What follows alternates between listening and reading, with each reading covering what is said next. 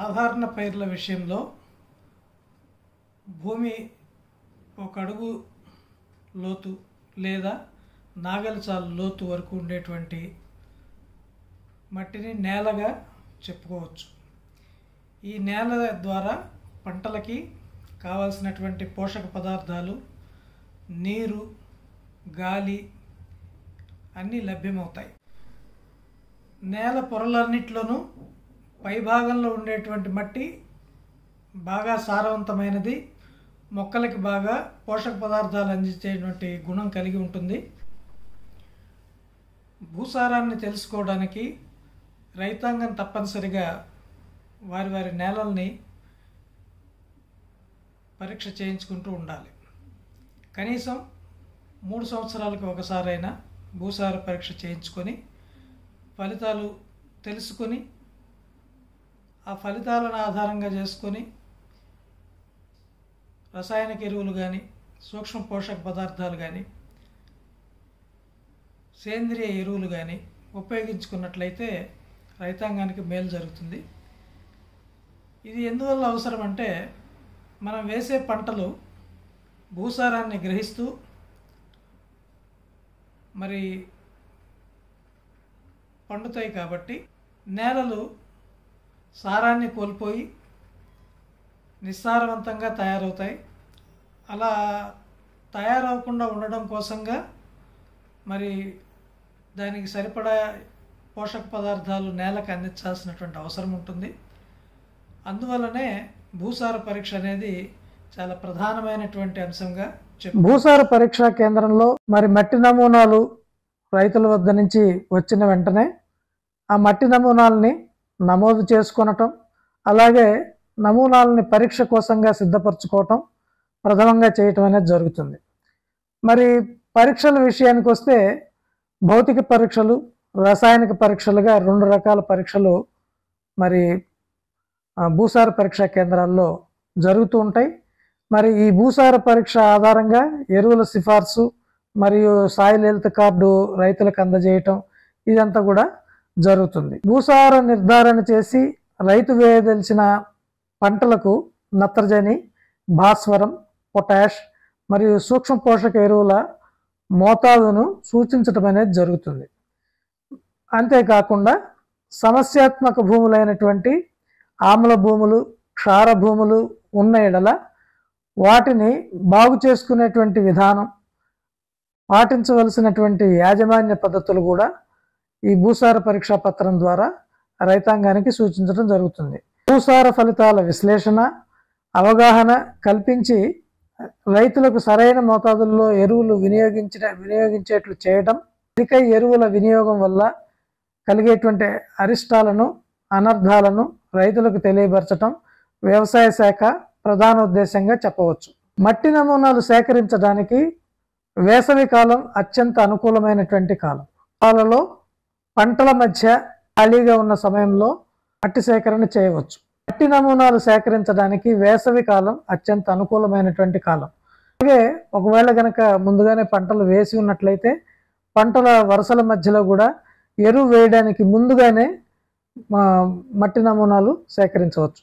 ఒకవేళ ఎరువు కనుక వేసి ఉంటే అటువంటి నేలలో నమూనా సేకరించాలంటే కనీసం 45 నుంచి 60 రోజుల తర్వాత నమూనాలని సేకరించుకోవచ్చు.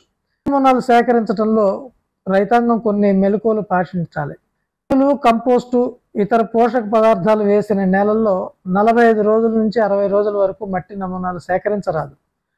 అలాగే చెట్ల కింద, గట్ల వద్ద, కంచెల దగ్గర, ఖాళీ బాటలలో, బాగా సారవంతమైన నేలలు లేదా నిస్సారమైన చోట మట్టి నమూనాలు సేకరించరాదు.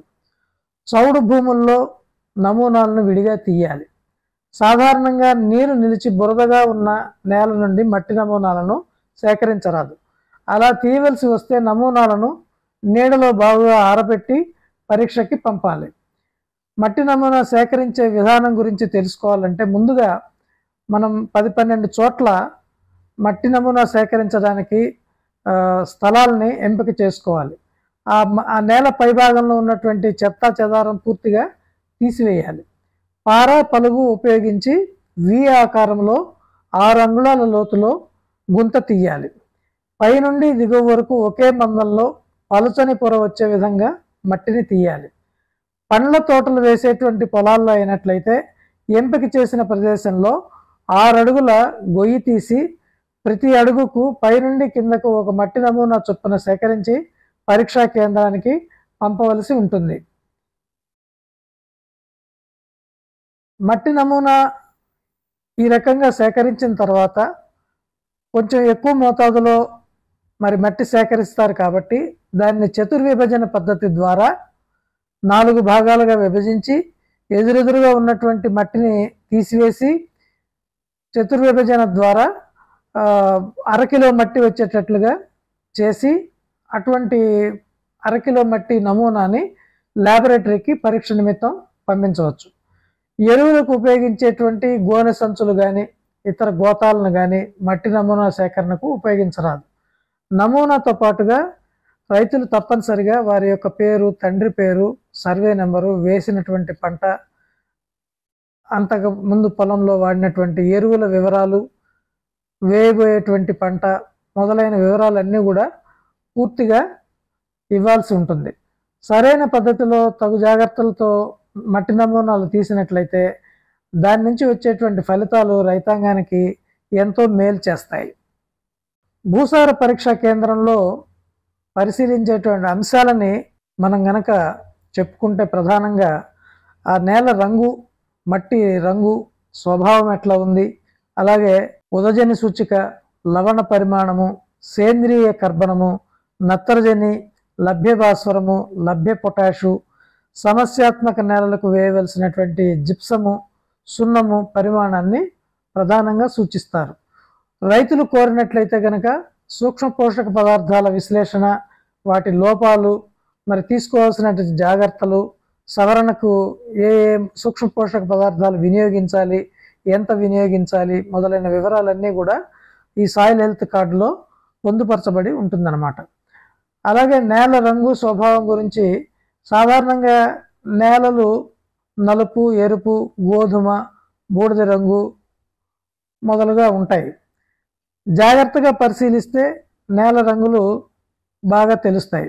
మట్టి పరీక్షా కేంద్రాల్లో మున్సిన్ చార్ట్ ఉపయోగించి నేల రంగుని నిర్ధారిస్తారు. నేలలో బంకమన్ను, ఒండ్రు, ఇసుక ఉజ్జాయింపుగా ఏ పాళ్లలో ఉన్నాయనేది అక్కడ ఉండేటువంటి వ్యవసాయ అధికారులు అనుభవపూర్వకంగా పరీక్షించి నేల స్వభావాన్ని నిర్ధారించడం అనేది జరుగుతుంది. తదుపరి ఆమ్లక్షార గుణాలని పరిశీలన చేస్తారు. నేలలో ఉదజని సూచిక లేక నేల రసాయనిక స్థితి pH నిర్ణయించడం ద్వారా ఆమ్లక్షార గుణాలను ప్రధానంగా తెలుసుకోవచ్చు. ఈ pH మీటర్ అనే పరికరంతో మట్టి, నీరు 1:2 నిష్పత్తిలో కలిపి ఉదజని సూచికను నిర్ధారిస్తారు. ఆమ్ల భూములు బాగు చేయడానికి ఎంత సున్నం వేయాలి, అధిక క్షార నేలలు బాగు చేయడానికి ఎంత జిప్సం వేయాలి అనేది పరీక్షల ద్వారా నిర్ధారించి తగు సూచనలు ఇస్తారు. సాధారణంగా నేలల ఆమ్ల క్షార గుణాలని మనం విభజించుకోవటం చూసినట్లయితే 6.5 కన్నా కూడా pH తక్కువగా ఉన్నట్లయితే వాటిని ఆమ్ల నేలలుగా పరిగణించవచ్చు. 6.6 నుంచి 7.3 pH ఉంటే సామాన్యమైన నేలలు లేదా తటస్థమైన నేలలుగా చెప్పుకోవచ్చు. 7.4 నుంచి 7.8 ఉన్నట్లయితే అల్పక్షార నేలలుగాను, 7.9 నుంచి 8.4 వరకు pH ఉన్నట్లయితే మధ్యక్షార నేలలుగాను, 8.5 మరియు అంతకన్నా ఎక్కువగా ఉన్నట్లయితే అధిక క్షార నేలలు లేదంటే కారు చౌడు నేలలుగా చెప్పుకోవచ్చు. ఇకపోతే లవణ పరిమాణ సూచిక, దీన్నే ఎలక్ట్రికల్ కండక్టివిటీ అంటారు. ఈ లవణ పరిమాణ సూచికను ఎలక్ట్రికల్ కండక్టివిటీ బ్రిడ్జ్ అను పరికరంతో నిర్ధారిస్తారు. దీని ద్వారా నీటిలో కరిగే లవణాల స్థాయిని తెలుసుకోవచ్చు. ఈసీ స్థాయి పరిమితికి మించి ఉంటే గనక పంటలకు హాని కలుగుతుంది. ఇలాంటి నేలలను పాల చౌడు నేలలు అంటారు. లవణ పరిమాణ సూచిక విభజనను జాగ్రత్తగా గమనించినట్లయితే తేలికపాటి నేలలు, మధ్యస్థ నేలలు, బరువు నేలల్లో వివిధ రకాలుగా ఉంటుంది. సాధారణ నేలల్లో అయితే గనక 0 నుంచి 1 తేలికపాటి నేలల్లో, మధ్యస్థ నేలల్లో 0 నుంచి 1.5, బరువు నేలల్లో 0 నుంచి 2 వరకు ఉంటుంది. పాలచోడు ఉన్నట్లయితే గనక లవణ పరిమాణ సూచిక తేలిక నేలల్లో 1 నుంచి 2 వరకు, మధ్యస్థ నేలల్లో 1.5 నుంచి 3 వరకు, బరువు నేలల్లో 2 నుంచి 4 వరకు ఉంటుంది. అదే పాలచౌడు నేలలు లవణ సాంద్రత తట్టుకోలేనటువంటి పరిస్థితి కూడా, పంటలు తట్టుకోలేని పరిస్థితి కూడా ఉంటుంది. అటువంటి పరిస్థితుల్లో తేలికపాటి నేలల్లో 2 నుంచి 3 లవణ సూచిక ఉంటుంది. మధ్యస్థ నేలల్లో 3 నుంచి 4.5, బరువు నేలల్లో 4 నుంచి 6 వరకు లవణ పరిమాణ సూచిక ఉండటం గమనించారు. అలాగే మరీ ఎక్కువగా గనక లవణ పరిమాణ సూచిక ఉన్నట్లయితే ఇది అన్ని పైర్లకి కూడా హానికరమని చెప్పొచ్చు. తేలిక నేలల్లో గనక 3 కన్నా ఎక్కువ ఉన్న, మధ్యస్థ నేలల్లో 4.5 కన్నా ఎక్కువ ఉన్న, బరువు నేలల్లో 6 కన్నా ఎక్కువ ఉన్న లవణ పరిమాణ సూచికని అధికంగా ఉన్నట్లుగా చెప్పుకొని అది అన్ని పైర్లకు హాని చేస్తుందని చెప్పి తెలుసుకోవాలి. అలాగే సేంద్రియ కర్బనం అనేది వ్యవసాయంలో ప్రధానమైనటువంటి పాత్ర పోషిస్తుంది. నేలల్లో ఉండేటువంటి సేంద్రియ పదార్థాన్ని సేంద్రియ కర్బనాన్ని అంచనా వేయడం ద్వారా నిర్ధారిస్తారు. సేంద్రియ కర్బనంలో పైర్లకు అవసరమయ్యే అన్ని పోషక పదార్థాలు కొద్ది మోతాదుల్లో ఉంటాయి. పైరు పెరగడానికి అవసరమయ్యే భూభౌతిక లక్షణాలు, గుల్లబారటం, నీటి నిల్వ సామర్థ్యం, మురుగునీటి సౌకర్యం, వృద్ధి చెందటం వంటి మంచి లక్షణాలు సేంద్రియ కర్బనం అధికంగా ఉండే నేలల్లో మనం గమనించవచ్చు. సేంద్రియ కర్బనం 0.5% కన్నా తక్కువగా ఉంటే అల్పస్థాయిగాను, 0.5 నుంచి 0.75% వరకు ఉంటే మధ్యస్థముగాను, 0.75% కన్నా ఎక్కువగా ఉంటే అధిక స్థాయిగాను నిర్ధారిస్తారు. సేంద్రియ కర్బనం తక్కువగా ఉన్నప్పుడు హెక్టార్కి 10 టన్నులు, మధ్యస్థముగా ఉన్నప్పుడు 5 టన్నులు సేంద్రియ ఎరువులు వేసుకోవాల్సినటువంటి అవసరం ఉంటుంది. సేంద్రియ కర్బనం ఆధారంగా నత్రజని పరిమాణాన్ని లెక్కించి నత్రజని ఎరువులను సిఫార్సు చేయటం కూడా జరుగుతుంది. అలాగే లభ్య భాస్వరం స్థాయిలను తెలుసుకోవడానికి కలరీమీటర్ అనేటువంటి పరికరాన్ని ప్రధానంగా ఉపయోగిస్తారు. లభ్య భాస్వరం హెక్టార్కు 10 కిలోల కన్నా తక్కువ ఉంటే అల్పస్థాయిగాను, 11 నుంచి 25 కిలోలు ఉంటే మధ్యస్థంగాను, 25 కిలోల కన్నా ఎక్కువగా ఉంటే అధిక స్థాయిగాను నిర్ధారిస్తారు. లభ్య భాస్వరం స్థాయి నేల రంగు, బంకమన్ను శాతాన్ని బట్టి ఉంటుంది. ఎర్ర నేలల్లో తక్కువగాను, నల్ల నేలల్లో ఎక్కువగాను లభ్య భాస్వరం ఉంటుంది. అలాగే లభ్య పొటాష్ గురించి తెలుసుకోవాలంటే లభ్య పొటాష్ తెలుసుకోవడానికి ఫ్లేమ్ ఫోటోమీటర్ అనేటువంటి పరికరాన్ని ఉపయోగిస్తారు. లభ్య పొటాష్ హెక్టార్కి 120 కిలోల కన్నా తక్కువ ఉంటే అల్పస్థాయిగాను, 121 నుంచి 280 కిలోల ఉంటే మధ్యస్థముగాను, 280 కిలోల కంటే ఎక్కువ ఉంటే అధిక స్థాయిగాను నిర్ణయిస్తారు. రాష్ట్రంలో ఎక్కువ భాగం భూముల్లో మధ్యస్థాయి నుండి అధిక స్థాయి పొటాషు ఉన్నది. పంట పండించే నేలల్లో సూక్ష్మ పోషకాల స్థాయి కూడా చాలా ముఖ్యమైనటువంటి భూమిక పోషిస్తున్నది పంటలు పండించడానికి. మరి సూక్ష్మ పోషకాలు చాలా కొద్ది మోతాదుల్లో నేలల్లో లభ్యమవుతాయి. జింకు గనక తీసుకున్నట్లయితే 0.6 ppm కనీస స్థాయిగా చెప్పుకోవచ్చు. అదే రాగికి 0.2, ఇనుముకి 4.5, మాంగనీస్ 2, బోరాన్ 0.5, గంధకము 10 ppm కనీస స్థాయిలుగా చెప్పుకోవచ్చు. మరి నేలల్లో ఈ కనీస స్థాయి కన్నా ఇంకా తక్కువ ఉన్నట్లయితే కనుక ఈ పోషక పదార్థాల లోపాలు కనపడడం అనేది జరుగుతుంది మొక్కల్లో. అప్పుడు తప్పనిసరిగా ఆ లోపాలను సవరించుకోవడానికి సూక్ష్మ పోషక పదార్థాల సంబంధించినటువంటి ఎరువులని రైతాంగం వినియోగించాల్సి ఉంటుంది. ఆమ్ల నేలలకు వేయాల్సినటువంటి సున్నాన్ని గనక మనం గమనించినట్టయితే ఈ పట్టికలో ఉదజని సూచికను అనుసరించి మరి తేలికపాటి నేలలైతే ఎలాగా, మధ్యస్థ నేలలైతే ఎలాగా, బరువు నేలలైతే ఎలాగా, మరి ఈ సున్నం ఎట్లా వేసుకోవాలి, ఎకరానికి ఎన్ని కిలోలు వేసుకోవాలి అనేది ఈ పట్టికలో తెలియపరచడం జరిగింది. ఉదజని సూచిక 5 ఉన్నట్లయితే తేలిక నేలల్లో 450 కిలోలు, అదే మధ్యస్థ నేలల్లో అయినట్టయితే 675 కిలోలు, బరువు నేలల్లో 1050 కిలోల చొప్పున ఎకరానికి సున్నం వేసుకోవాల్సినటువంటి అవసరం ఉంటుంది. అదే రకంగా 5.2 ఉంటే 400, 585, 910 కిలోలు, 5.4 ఉదజని సూచిక ఉన్నట్లయితే తేలిక నేలల్లో 330 కిలోలు, మధ్యస్థ నేలలో 495, బరువు నేలల్లో 770 కిలోల చొప్పున సున్నం వేసుకోవాలి. ఉదజని సూచిక 5.6 ఉన్నట్లయితే తేలిక నేలల్లో 270 కిలోలు, మధ్యస్థ నేలలో 405 కిలోలు, బరువు నేలలో 630 కిలోల చొప్పున సున్నం వేసుకోవాల్సి వస్తుంది. ఉదజని సూచిక 5.8 ఉంటే తేలికపాటి నేలల్లో 210 కిలోలు, మధ్యస్థ నేలల్లో 315, బరువు నేలల్లో 490 కిలోల దాకా సున్నం వేయాల్సి వస్తుంది.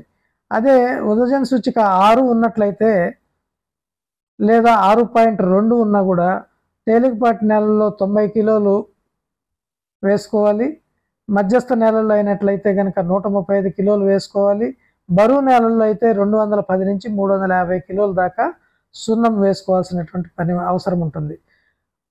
ఉదజని సూచిక 6.4 ఉన్నట్లయితే కనుక తేలిక నేలల్లో కొద్ది మోతాదులు అంటే 30 కిలోల వరకు సున్నం వేసుకుంటే సరిపోతుంది, మధ్యస్థ నేలల్లో 45 కిలోలు, బరువు నేలల్లో 70 కిలోల వరకు సున్నాన్ని వేసుకోవాల్సినటువంటి అవసరం ఉంటుంది.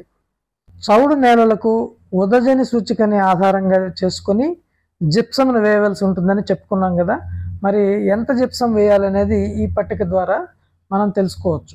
ఉదజని సూచిక 8.7 ఉన్నట్లయితే తేలిక నేలలు, మధ్యస్థ నేలల్లో జిప్సం వేయాల్సినటువంటి అవసరం ఉండదు. ఒకవేళ బరువు నేలల్లో అయినట్లయితే 800 కిలోల వరకు ఎకరానికి వేసుకుంటే సరిపోతుంది. అదే ఉదజని సూచిక 9 ఉన్నట్లయితే తేలిక నేలల్లో 0.6, మధ్యస్థ నేలల్లో 1.2, బరువు నేలల్లో 1.8, 9.4 ఉదజని సూచిక ఉన్నట్లయితే తేలిక నేలల్లో 1.6, మధ్యస్థ నేలల్లో 2.8, బరువు నేలల్లో 4 టన్నుల వరకు ఎకరానికి జిప్సం వేసుకోవాల్సినటువంటి అవసరం ఉంటుంది. ఉదజని సూచిక 9.8 ఉన్నట్లయితే తేలిక నేలల్లో 2.8 టన్నులు, మధ్యస్థ నేలల్లో 4.4 టన్నులు, బరువు నేలల్లో 5.6 టన్నుల చొప్పున ఎకరానికి జిప్సం వేసుకోవాల్సి ఉంటుంది. అదే ఉదజని సూచిక 10 ఉన్నట్లయితే తేలిక నేలల్లో 3.4 టన్నులు, మధ్యస్థ నేలల్లో 5.2 టన్నులు, బరువు నేలల్లో 6 టన్నుల వరకు ఎకరానికి జిప్సం వేసుకొని రైతులు వారి పొలాలని బాగు చేసుకోవచ్చు.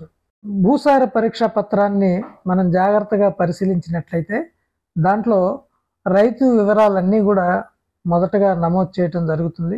రైతు పేరు, తండ్రి పేరు, గ్రామము, మండలము, జిల్లా, పిన్ కోడ్ నెంబరు, అలాగే మొబైల్ నెంబరు, ఆధార్ నెంబరు, ఇటువంటి వివరాలన్నీ కూడా నమోదు చేసిన తర్వాత మరి భూసార పరీక్ష ద్వారా వచ్చినటువంటి ఫలితాలని పేర్కొనటం కూడా జరుగుతుంది. దాంట్లో ఉదజని సూచిక, లవణ సూచిక, సేంద్రియ కర్బనము, లభ్య నత్రజని, లభ్య భాస్వరము, లభ్య పొటాషు, లభ్య గంధకము, లభ్య జింకు, బోరాను, ఇనుము, మ్యాంగనీసు, రాగి మొదలైనటువంటి సూక్ష్మ పోషక పదార్థాలు కూడా రైతులు కోరిన మీదట మరి పరీక్ష విలువల్ని తెలియజేయడం జరుగుతుంది. ఆ విలువలను అనుసరించి వారు వేయబోయేటువంటి పంటలకు ఎంత మోతాదులో నత్రజని, భాస్వరం, పొటాష్ ఎరువుల్ని వేయవలసి ఉంటుందో కూడా సూచించడం అనేది జరుగుతుంది.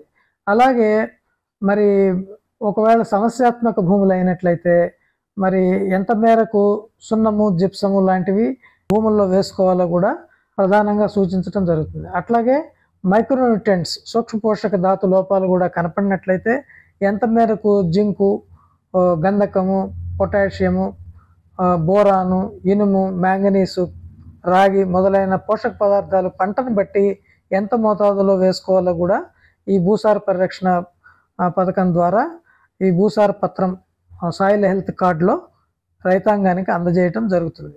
ఈ సాయిల్ హెల్త్ కార్డుని రైతాంగం జాగ్రత్తగా దాచిపెట్టుకొని 3 సంవత్సరాల పాటు ఈ ఫలితాలను అనుసరించి ఎరువుల వినియోగం చేసినట్లయితే మంచి ఫలితాలు వస్తాయి. మరి ఆశించినటువంటి దిగుబడులు కూడా పొందేదానికి అవకాశం ఉంటుంది. అట్లాగే ఎరువులు ఎంతవరకు వేయాలో అంతవరకే వేస్తారు కాబట్టి ఖర్చు తగ్గి మనకి నికరాదాయాలు కూడా పెరిగేటువంటి అవకాశం తప్పనిసరిగా ఉంటుంది. కాబట్టి ఈ పథకాన్ని రైతాంగం అంతా కూడా వినియోగించుకోవాలని కోరుతున్నాం. సమస్యాత్మక భూముల గురించి తెలుసుకోవాలంటే పాలచౌడు అంటే దీనిలో నీటిలో కరిగే లవణాలు అధికంగా ఉన్నందున మొక్కల పోషకాలను కానీ నీటిని కానీ తగినంతగా తీసుకునేటువంటి సామర్థ్యం ఉండదు. మొక్క ఎదుగుదల సరిగా ఉండదు, ఆశించినటువంటి దిగుబడులు కూడా రావు. ఈ నేలను బాగు చేయడానికి సాగునీటిని ఉపయోగించి బాగా దమ్ము చేయాలి, మురుగునీటిని తీసివేయాలి. ఈ విధంగా 4-5 సార్లు చేయటం వల్ల అధికంగా ఉండే లవణాలను పరిమిత స్థాయికి తీసుకొని రావచ్చు.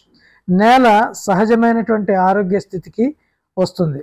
అలాగే కారు చౌడు అంటే నేలల్లో మార్పిడి అయ్యే సోడియం శాతం 15 కన్నా మించి ఉంటే గనక నేల ఆరోగ్యం క్షీణిస్తుంది.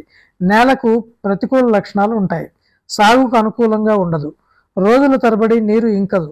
గాలి నీరు చొరబడేటువంటి శక్తి చాలా తక్కువగా ఉంటుంది. అవసరమయ్యే ముఖ్య పోషకాలు మొక్కకు తగినంతగా లభ్యం కావు.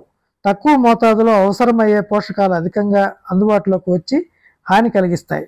ఇటువంటి నేలల్లో తీవ్ర పరిస్థితుల్లో మొక్క మొలవదు. మొలిచినా సరైనటువంటి ఎదుగుదల కనిపించదు. నేలకు తగినంత జిప్సం వేసి చౌడుని విరిచివేయవచ్చు.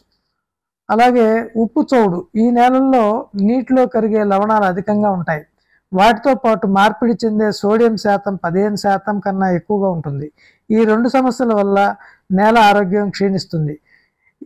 నేలకు జిప్సం వేసి సోడియం ధాతు తీవ్రతను సాగునీటిని ఉపయోగించి లవణ పరిమాణాన్ని తగ్గించవచ్చు. నేల మరలా తిరిగి ఆరోగ్య పరిస్థితికి వస్తుంది.